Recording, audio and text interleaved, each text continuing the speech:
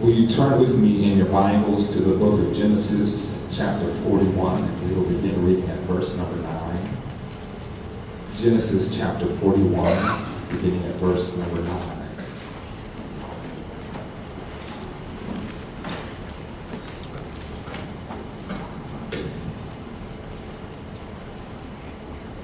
My brothers and sisters, we just want to talk for a moment today about the story of a friend.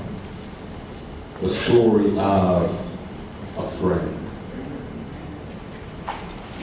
One of the reasons, my brothers and sisters, that it is important to me that we spend this month of August, delving into our stories and how we tell them, is that it's acknowledgement of the fact that we are surrounded by stories. That there are stories that are being told all around us, stories that are being told to us, stories even we're not careful that we end up repeating and telling ourselves and telling to one another. Stories that are not our own, these are not our stories. These are stories that have been given to us or placed upon us or told about us. Stories that at the essence of themselves are not true, but they have a purpose. Let me give you a couple of examples. So one of the dominating stories in the world of sports during the football offseason has been about a certain wide receiver from the other city in Ohio, from that other team, who is facing a season-long suspension because of marijuana use. And the story that's being told about him is how undisciplined he is, and how corrupt his character is, and how he needs to take a year away from football to get his mind and get his life together, because there is something at the base of who he is, or the base of where he comes from, that has corrupted his character in such a way that he needs time to get his mind and get his life together. And so he's got to take time away from football and face the public humiliation and shame of his actions in order to be able to get his life right. And he's not the first person to face this. We've seen over and over again people in the NFL particularly who have been suspended for marijuana use or marijuana possession. And there's a story told about football players who have all of this money and all of this fame and come from nothing to money so quickly that they don't have the character to be able to support their wealth. And so they make these awful and horrible decisions. And very quietly, at the same time that this happened, there was a golfer. I believe the golfer's name was Dustin Johnson. And Dustin Johnson, unlike most of the players from the NFL, did not come from the wrong side of the tracks. Dustin Johnson did not come from a poor neighborhood. He was not raised in a poor community.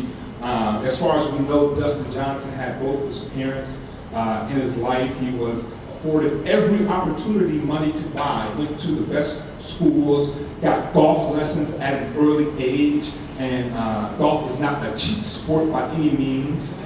And so learned how to play golf growing up and had all of the luxuries that come with a privileged lifestyle. And Dustin Johnson, who was set to play for the America's team in the Ryder Cup, will not be playing for the America's team in the Ryder Cup because Dustin Johnson is serving a 6-month suspension for cocaine use.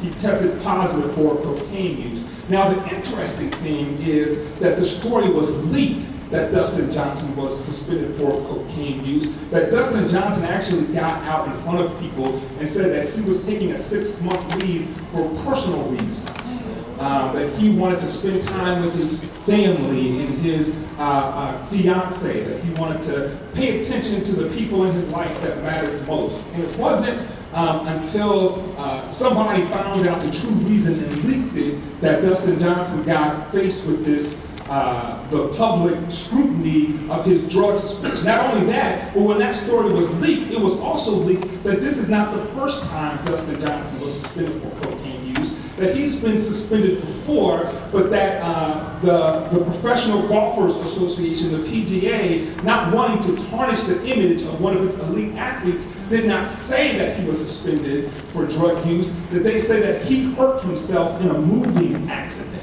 And so he was taking time off to recover from the moving accident, my brothers and sisters. And at first, I have to admit, I didn't even pay it any mind. I didn't pay any attention to the difference in the way these stories was handled. It wasn't until a commentator on ESPN pointed this out that it made me realize what was really happening. That golf has had a history of people who've been suspended for drug use because people who spend a lot of free time, the time that they're not playing golf and have a lot of money, need something to do with their time, and often they find partying with cocaine as something to do to fill up that time and empty space in their lives. That this is a common phenomenon, that players are commonly suspended by the PGA, but the PGA never says anything about the suspensions.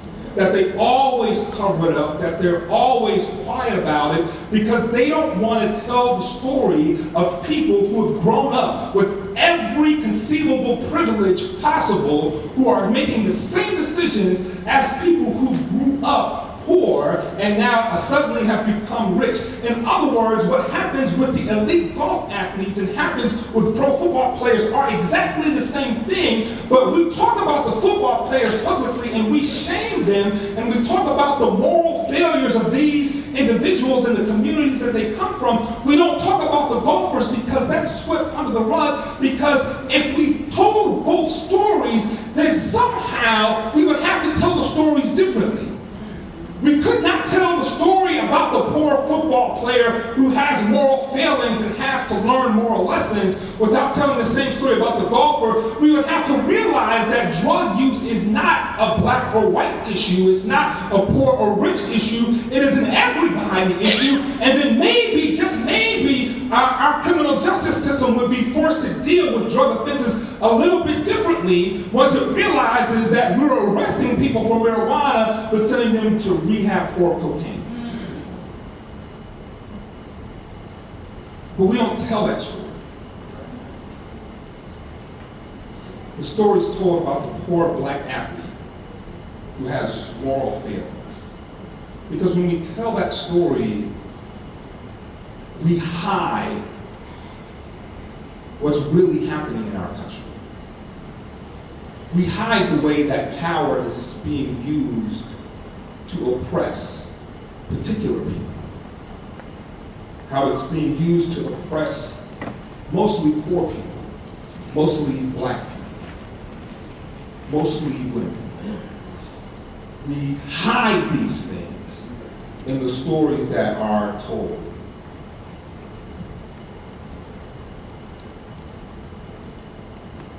And so, my brothers and sisters, we see this happening in a lot of ways. I remember when I was young, when I was growing up, I grew up in the age when rap music, when hip hop was struggling, fighting to become mainstream.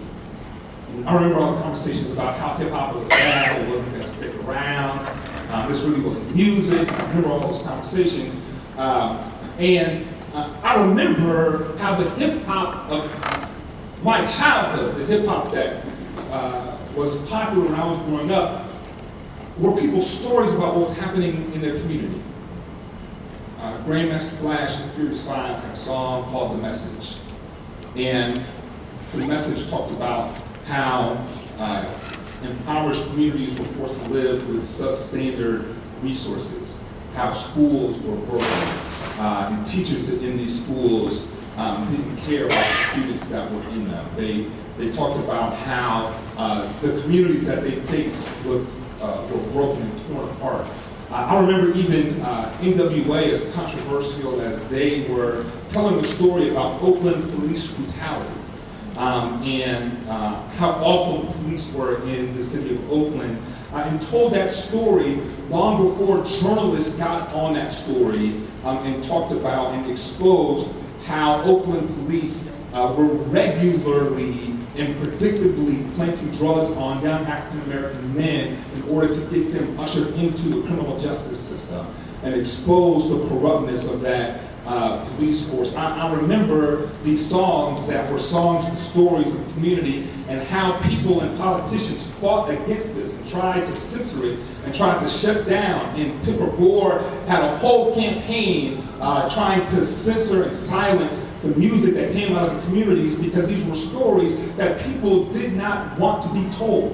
And they talked about how this is about offensive language and things like that, but the truth was they were telling stories about how power was acting and power was corrupt in these communities that people did not want those stories to be out. And so it was the stories that they were fighting against, not the language that they were using.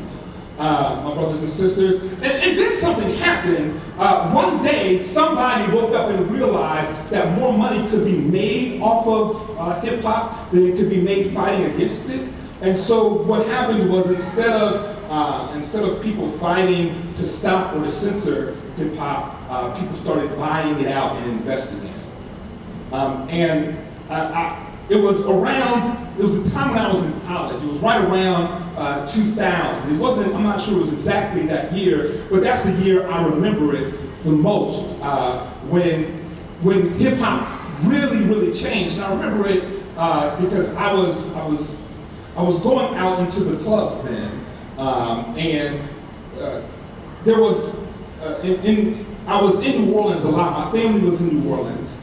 And so I would go out with my cousins to the clubs in New Orleans, and I remember there were some times when I would just go in and the club would be dead. I mean, it would be dead. It would be more dead than on an early Sunday morning after people have been out late Saturday night. You'd walk in and it was like, you wouldn't believe you were in a club. I thought I was at a wake. And people were sleeping on the bar, and people were sleeping under the bar, and it would be like 5 people, and 4 of them would be asleep. And it was just the bartender and me and my cousin, we would walk in. But then there was this song, and the song's lyrics were, girl, you look good, won't you back that thing up? That was the radio version. They didn't play the radio version in the club, but that was the radio version. And it had a bass line. It had a recognizable bass line. If you've ever heard the song, you know when the song is coming on as soon as it plays, because the bass line is a doom, doom, doom, doom. And so you hear the bass line and you know immediately what song is coming on because it's so recognizable. And then we would walk in the club and everybody would be asleep and all over the place and underneath the bar, and then all of a sudden that bass line would hit that first note. And as soon as that first note would hit, everybody woke up. The entire club woke up, and people came from places I didn't even know where people were. I walked into the bar, there were 5 people, 4 of them were asleep, and all of a sudden I blinked. And when I blinked, it was like 25 people just emerged out of nowhere, and they were all on the dance floor dancing, and it was like life had just been injected to the people. Ran in from the street, they hurried, they stopped their cars and parked and ran into the club to dance for this one song, and people were losing their minds. And as soon as the song was over, they would go back to sleep. And I thought it was I thought it was an isolated phenomenon the first time it happened, my brothers and sisters. But I remember the first time I was at this club, the song played 3 times that night. And every time the same thing happened. And so this song became the summer club anthem. Girl, you look good, won't you back that thing up? And this was 2000. But it didn't stop there, because in 2001, there was a guy by the name of Mystical. And Mystical had a song that said, shake it fast, watch yourself, shake it fast. Show and see, some of y'all remember that. Yeah, You Are Good ain't the only song y'all been singing.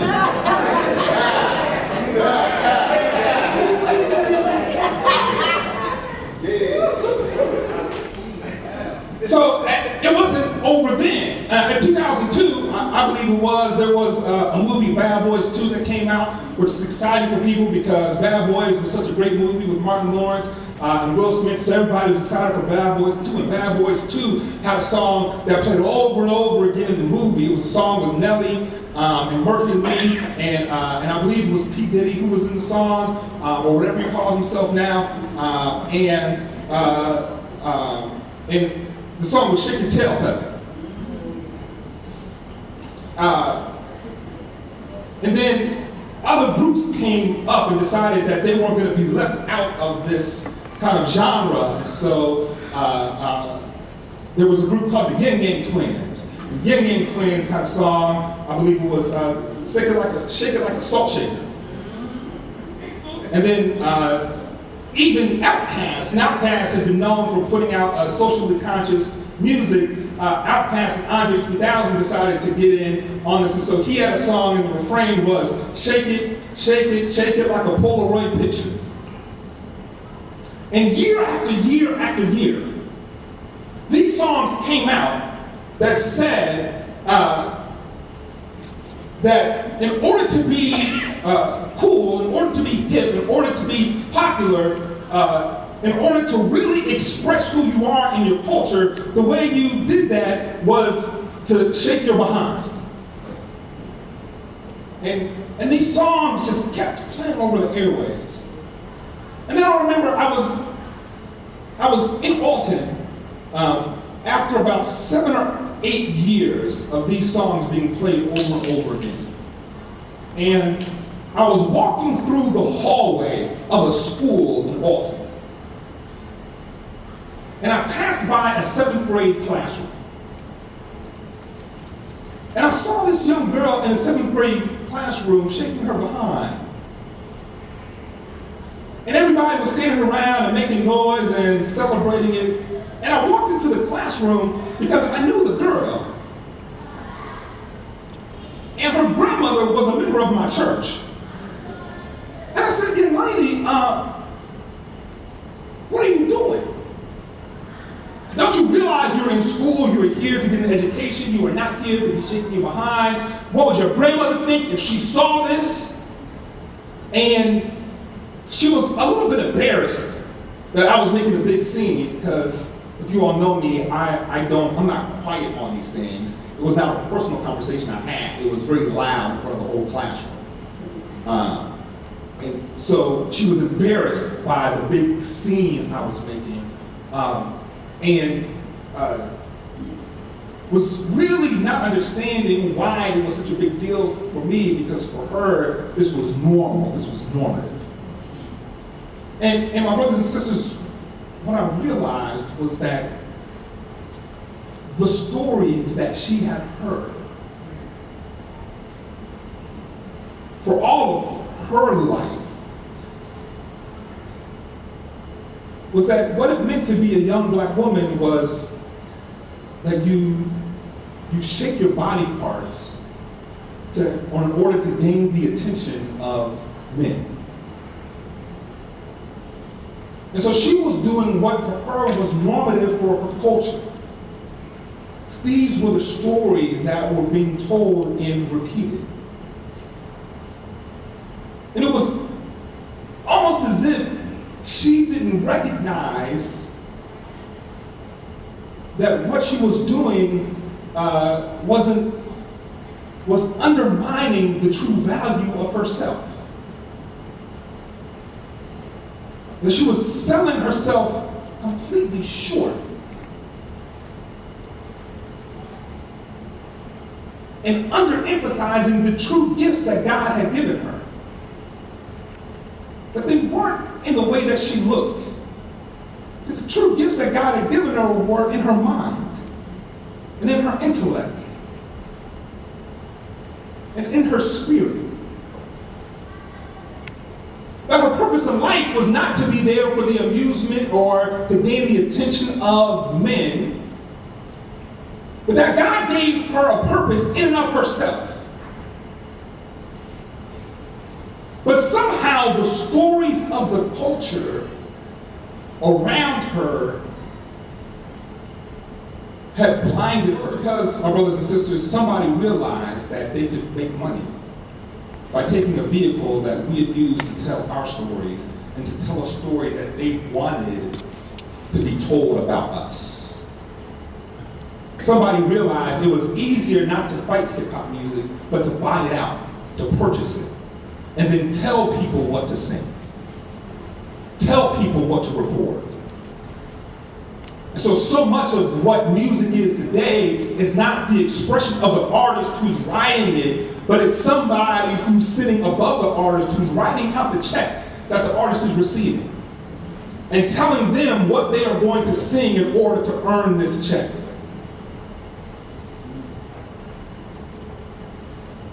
We're not telling our own stories anymore. Somebody's telling our stories for us.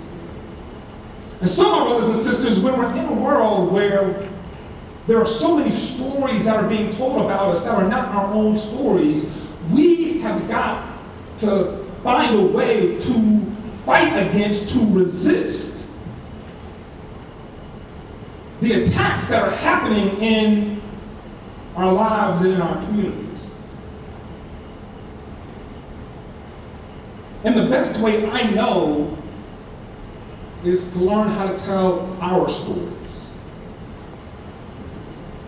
That we learn how to reflect on and think about and share our stories, and then we actually do it. We actually share our stories so that nobody's telling our story for us. But that we are learning to share our stories for ourselves.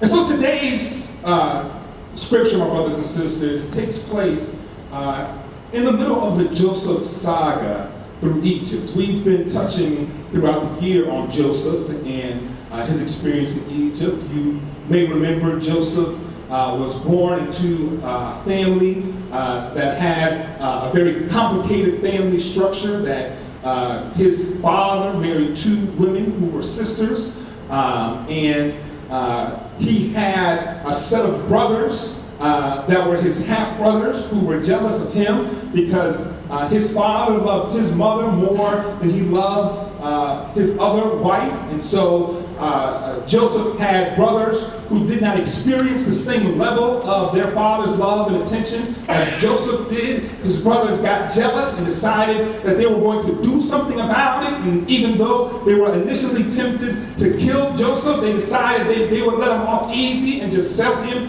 into slavery. They sold him into slavery. He ends up getting sold again in Egypt and becomes the chief slave of a man named Potiphar. Potiphar recognizes that Joseph was skillful and talented, and so puts Joseph in charge of all of the affairs of his house. Potiphar's wife recognizes that Joseph's not only skillful and talented, but attractive, and so Potiphar's wife decides that she wants to sleep with Joseph. Joseph recognizes that there is moral quandary in the situation, that this is not the way God would have him to act in this place. And so Joseph rejects the advances of Potiphar's wife. Potiphar's wife takes it personally and decides that she's going to get back at Joseph by charging him with rape. And so Joseph is charged with rape. He's an outsider in another country, and so he is thrown in jail on the word of Potiphar's wife. While Joseph is in jail, the first two people he meets in jail are a baker and a cupbearer. The baker and the cupbearer were people who worked for Pharaoh. They were Pharaoh's employees. Something happened, we don't know what happened, but something happened that made Pharaoh upset with his baker and the cupbearer, and so they were thrown in jail along with Joseph. While they were there, the baker and the cupbearer both had a dream. The cupbearer was telling the people in his prison cell about the dream that he had, and so as he's telling about the dream,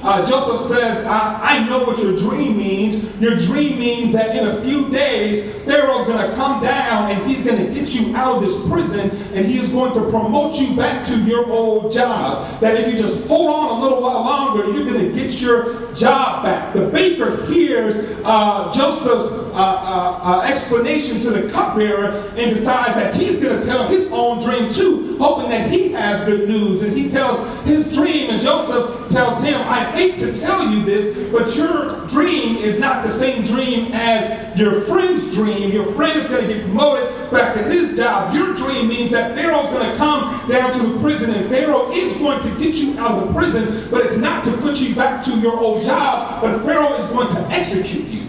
And so when Pharaoh comes to get you, it's to send you to the hangman's chamber, and then you will be hung, and that is going to be the end of your story. And so it happened as Joseph said. The cupbearer was taken out of prison and was put back to his old job. The baker was taken out of prison and was hung with the hangman's noose. And Joseph tells the cupbearer, when you get out of here and you get back to your old job, remember me down here and tell Pharaoh what I did so that somebody can come and get me out of prison. But as the cupbearer gets out of prison and he goes to his old job, as happens sometimes, my brothers and sisters, he forgets all about the people who he was with when he was in prison. He puts all of that behind him, and so Joseph is stuck in prison while the cupbearer is out. Now, I've got to pause one moment. This isn't a part of the story, but I've got to tell you this for free, my brothers and sisters, that sometimes when we get out of situations, we do an injustice when we try to put the situation so far behind us that we forget that we was in a situation with some people. That we wasn't down there by ourselves, and that every once in a while we ought to remember who was down there with us so that we can reach back and help somebody else that's caught in a situation where we were. That wasn't part of the message, but I just want to put that in there for free, my brothers and sisters. What I want to say in this message, my brothers and sisters, about stories is that we've got to be willing to remember a past painful predicament. We've got to be able to remember a past painful predicament. Can't you see now years have gone by, the cupbearer is out of prison, he is enjoying life on the outside, doing his service to Pharaoh, enjoying all the comforts that come with being one of Pharaoh's chief employees, and now Pharaoh has a dream, and nobody can interpret Pharaoh's dream. And in order for Pharaoh's dream to be interpreted, the cupbearer has to remember where he came from. Now, this is a difficult situation for the cupbearer, my brothers and sisters, because if you knew anything about Pharaoh, Pharaoh was often temperamental, and there was no checks and balances the way we have in our government system now, so that if Pharaoh made a misjudgment, Pharaoh's judgment could be appealed. There was no appealing Pharaoh's decision. There was no judicial review over Pharaoh. If Pharaoh sent you to jail, you were sent to jail, and you were there as long as Pharaoh sent you to jail for. And if Pharaoh forgot that you were in jail, that was just too bad. There was nobody came to Pharaoh to remind him about the people he sent to prison, because you might make Pharaoh mad at you for reminding him and might join the person that was sent to prison. And so, my brothers and sisters, so the cupbearer reminding Pharaoh about the time that Pharaoh was mad at him and sent him to prison was a risky proposition, because in telling the story, Pharaoh might get mad at him all over again and send him back to prison. It was risky for him to tell the story about his past. It was dangerous. He had something at stake. But he knew that there was a story that had to be told. And that Pharaoh's dream was going to be interpreted. That he had to remember and actually remind Pharaoh about his painful past. My brothers and sisters, there are times in our lives where once we have gotten out of situations, we've been so far removed from painful past situations, we don't want to remember that we were ever there. We don't want to remember that we ever went through that. We don't want to remember that we ever made those decisions. We don't ever remember that we hung out with those group of people. And so we put them out of our minds. We remove ourselves mentally from those situations. We don't talk to those people. We block them on Facebook. We ignore all of their phone calls and text messages. We see them on the street and we act like we don't know them, because we're trying to mentally separate ourselves from all of that past situation. But every once in a while, my brothers and sisters, if we are going to be able to tell our stories, we've got to remember that we weren't always the people we are right now. But that we had to come from somewhere before we got here. That we weren't born as smart and intelligent, as good looking and as well dressed as we are today. But there was a journey that brought us to this place. And we've got to remember from where we have come. My brothers and sisters, when Jesus was walking with his disciples, there was a demoniac, somebody who was so much out of his mind that they had to bind him with chains and place him in a graveyard. And Jesus came to the land where the demoniac was and healed the demoniac from his demons. And the demoniac said to Jesus, "Let me follow you. I want to go with you wherever you go." And Jesus said, "No. I don't need you to follow me. What I need you to do is go back to your hometown and tell people about what I did for you." Now, can you imagine the benefit of the demoniac of following Jesus was that nobody, where Jesus was going, nobody would have known who he was. Nobody would have known his story. Nobody would remember that he was once out of his mind.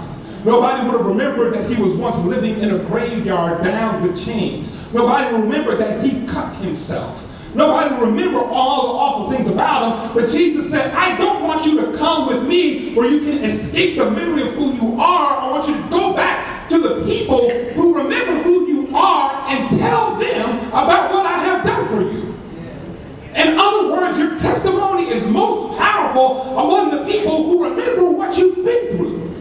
And so now you can tell them about what God has done for you. My brothers and sisters, we've got to be willing to remember past painful predicaments. The second thing that we see in the story, my brothers and sisters, is not just the remembering of painful past predicaments, but it's also the recognition of the participation of praying partners. That the cupbearer had to tell a story, my brothers and sisters, that was not a story of him coming from prison back to Pharaoh's employment by way of his own strength or wisdom.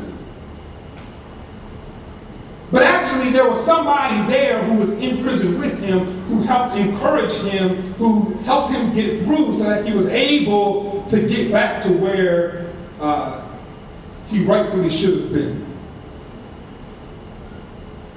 Well, brothers and sisters, it is easy at times to act as if, to tell the stories as if, to remember our past as if we have made it on our own.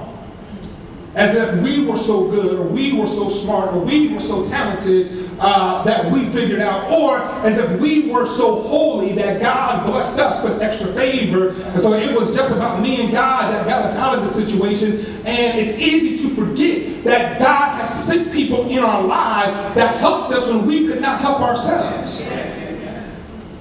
My brothers and sisters, but the cupbearer had to remember that God sent Joseph when he was at his lowest point to encourage him so that he would not give up before Pharaoh would come and lift him up out of his situation.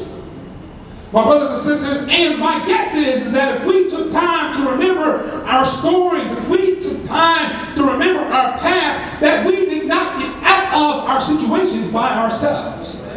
But God sent somebody along the way to send us a message. God sent somebody along the way to encourage us. God sent somebody along the way to help us. God sent somebody along the way so that we would not give up before God lifted us up out of our past situation.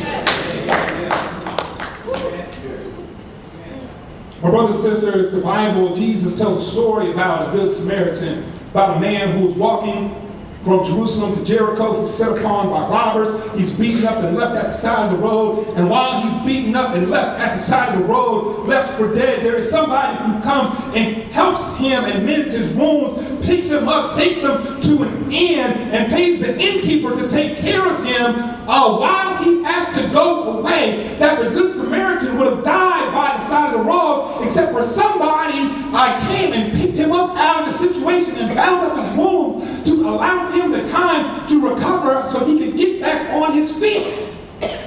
God sent somebody to help out that man by the side of the road, my brothers and sisters, and that is just the way God works. That God calls us and God places us in community so that we can be together, because we can't go through this life thing by ourselves. That is why at the very beginning of our scriptural text, God says it is not good for man to be alone. I'm going to make a helpmeet for him. God realized even in the beginning, we can't do this by ourselves. And so God places us in communities with people that can help us along the way, my brothers and sisters. And so when we are telling our stories, we got to remember that there is somebody there who gave us a helping hand along the way. The last point, my brothers and sisters, we've got to realize that our story may save someone else. Realize that your story may save someone else. The text says the cupbearer tells the story to Pharaoh. Because of the cupbearer's story, Pharaoh goes and he gets Joseph out of prison, and Joseph tells Pharaoh about his dreams. If we will read throughout the rest of this scripture, my brothers and sisters, we will find that Joseph not only interprets Pharaoh's dream and tells him about what is happening over the next 14 years, but Joseph is permanently rescued out of prison and promoted to be the second in command of all of Egypt, my brothers and sisters. So the cupbearer's testimony saves Joseph from a life of prison and places him in a position of honor in Pharaoh's cabinet. But not only that, my brothers and sisters, but the cupbearer's testimony also saves the cupbearer and all of the people of Egypt.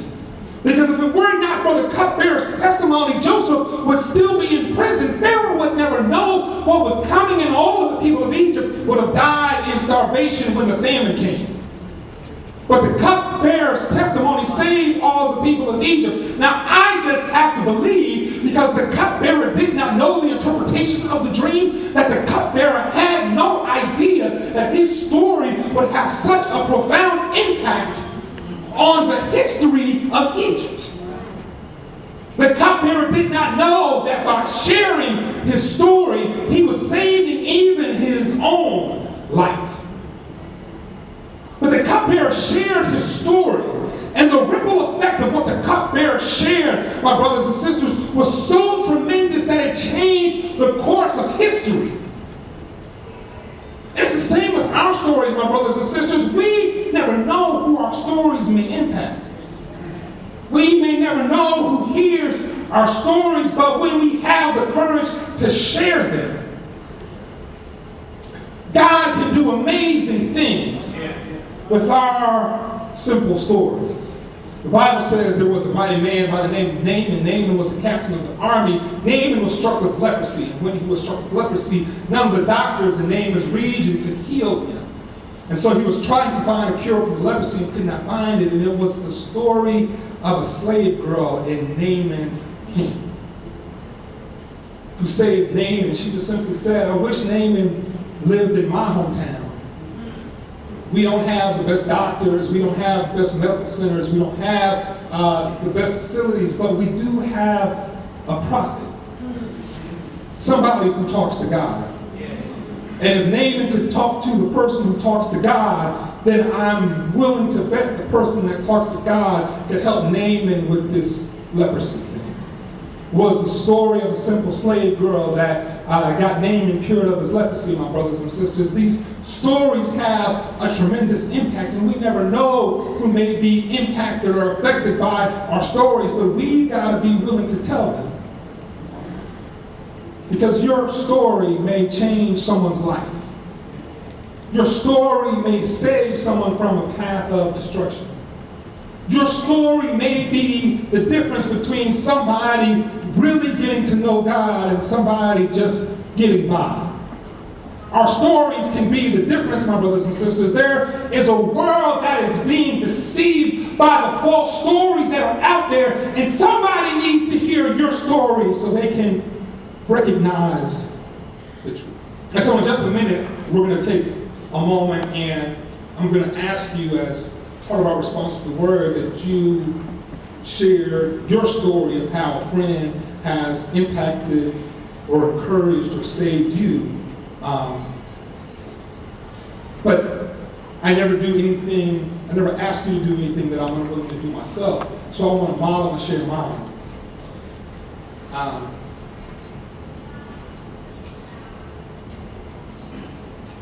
There was a time, my brothers and sisters, when after I lost my parents, I had a bad 5 years.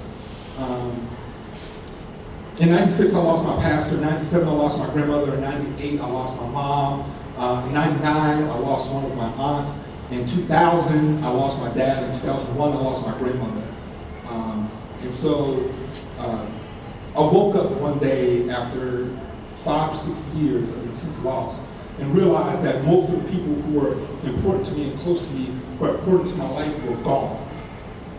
And I was a wreck. I dropped out of school. I just couldn't bring myself to wake up in the morning to get to class. I was struggling and fighting with depression. I couldn't even ask for the help that I knew I needed. I would just break down in the middle of the day and cry uncontrollably for no reason. And I made a series of decisions. I would go out to clubs I had no business in, and created friends. I remember I woke up one day and my two best friends, one was a prostitute, one was a drug dealer. And the only reason I got back from that was because the drug dealer threatened to kill me. Because the prostitute was a sister, and when God has a call on your life, it doesn't matter where you are, it eats its way out even if you don't want it to. So I was talking to his sister, the prostitute, about turning her life around and finding a way to get out of the mess that she was in. And her brother didn't appreciate that. And so he threatened to kill me. And so I woke up one day and I realized I could not live like this anymore. And so I left where I was. I kind of had my own pocket of summer. When I left where I was, I went back home to St. Louis. I went back to the church that I had ignored while I was out there wandering around. And I talked to my pastor's wife and I said, I need a job because if I don't do something with my time, I'm gonna go crazy. So she gave me a job, and I started working at a grocery store. And I told the grocery store people, I can't work on Sundays because I gotta go to church. And they said, okay, that's fine, we won't work on Sundays. But then they worked me on Sundays, and so I quit. And I told my pastor's wife, I had to quit the job because I had to be in church, but I still need a job. I was like, I'm gonna find bad things to do with my time. And so my pastor called me into his office and he offered me a job working at the church. And transformation almost never happens all at once. And so I had left all of the stuff, but I had not gotten all the stuff out of me.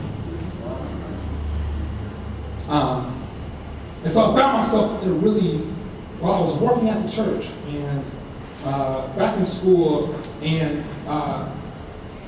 had just graduated from college in an amazing series of events. Graduated from college and really made a series of decisions that I thought were going to mess up my life. And I was so disappointed in myself. And I knew my parents were so disappointed in me. And I felt the weight of all the people who had gone before, who had passed on, looking down on me and being upset with me for how I had messed up my life. And the guilt was more than I knew what to do. And so I tried over 3 days, I tried 3 ways to kill myself. I was driving from Cincinnati to St. Louis and I took a bottle of sleeping pills while I was driving, hoping that I would fall asleep on the side of the road and crash. And 2 other ways over 2 days I tried to end my life. And And on the third day, I realized that if I kept trying, at one point I was going to succeed. And I really didn't want to, but I couldn't do this by myself. So I went to a hospital and I checked myself in to a psychiatric unit of a hospital. And I talked to them about everything. And I remember I just wanted to read a book. It was all I wanted to do. One place that was quiet, where there was somebody who was looking after me, but I could read a book. And they took everything away from me, even my books. They wouldn't let me read a book. And so I'm sitting there on a table with nothing to do but look at a wall while they're trying to find a place to transfer me. And I didn't tell anybody I was going there. But they called my place of employment, which happened to be the church. And so my pastor comes walking through the door. And I was just filled with embarrassment and humiliation at my pastor seeing me like this. And he said to me, he said, "Reverend, tell me what's going on." And my eyes filled with tears as I told him the story, and I told him about how I tried to take my life. And he said, "Reverend, I want you to know God isn't finished with you. God still has a plan for you. I also want you to know you don't belong here. You need help, but you can't get the help that you need right here. So I'm going to talk to them, and I'm going to get them to let you out of here. But you can't go home. So you need to come with me." And so he went and talked to the doctors and the nurses, and the doctors and the nurses, it took them a while, but they agreed to release him into his care. And so I went home with him, and he and his wife let me stay there. And they cooked for me, and they took care of me until I was able to get back on my feet and take care of myself. And they made sure I got into grad school and I got into seminary.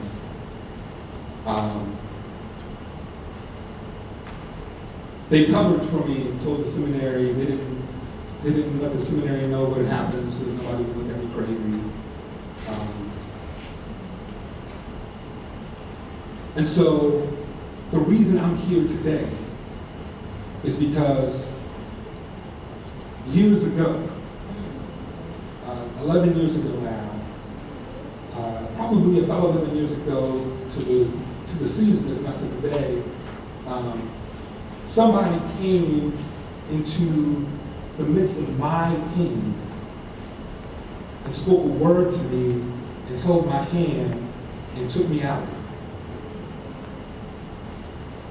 And everything else that's happened since then, me going to seminary, me pastoring my first church,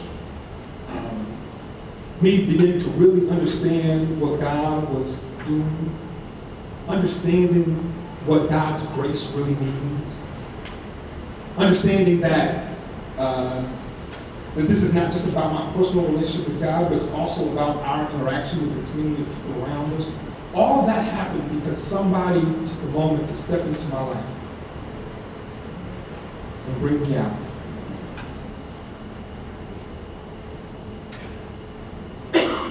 And I praise God every day for my pastor and for what he did for me. Because I know if it wasn't for him, I wouldn't have made it.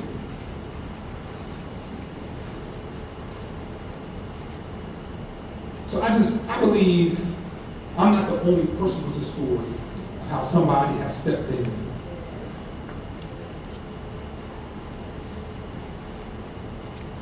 So I want to ask you to think about what your story is and to take a moment and share in your groups.